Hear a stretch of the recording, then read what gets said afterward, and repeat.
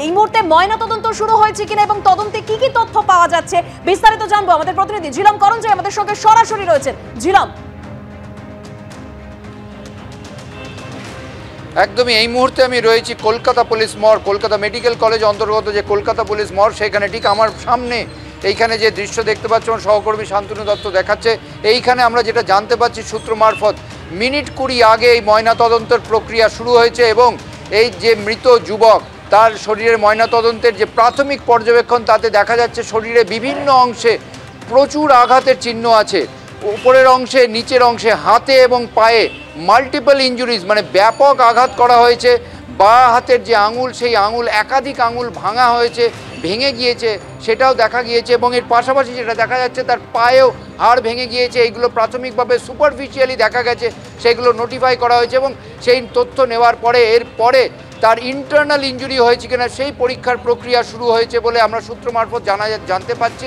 এবং এরপরেই যে পর্যবেক্ষণগুলো সেইগুলো সম্মিলিত করেই চিকিৎসকরা, ফরেন্সিক বিশেষজ্ঞরা তারা সিদ্ধান্তে পৌঁছবেন যে মৃত্যু ঠিক কী কারণে হয়েছিল এবং যে আঘাত লেগেছে, যে মাল্টিপল ইনজুরিজ আছে, সেটা প্রাথমিক পর্যবেক্ষণের শুরুতেই জানা গিয়েছে বলে সূত্র মারফত জানতে পারছি আমরা।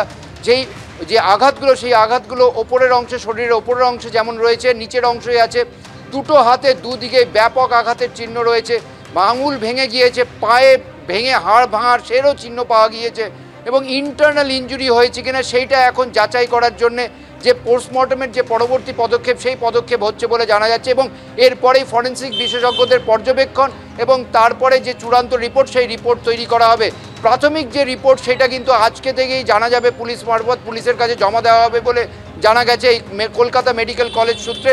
এবং এইখানে এই পোস্টমর্টম চলছে। এবং এর আগে যেটা আমরা দিয়েছিলাম বেলগাছিয়াতে, তার বাড়িতে, মৃত যুবকের বাড়িতে, তার পরিবারের সদস্যরা অবশ্যই বলছে বিচার চাই। অবশ্যই আমাদের রিপোর্টের দিকে নজর থাকবে।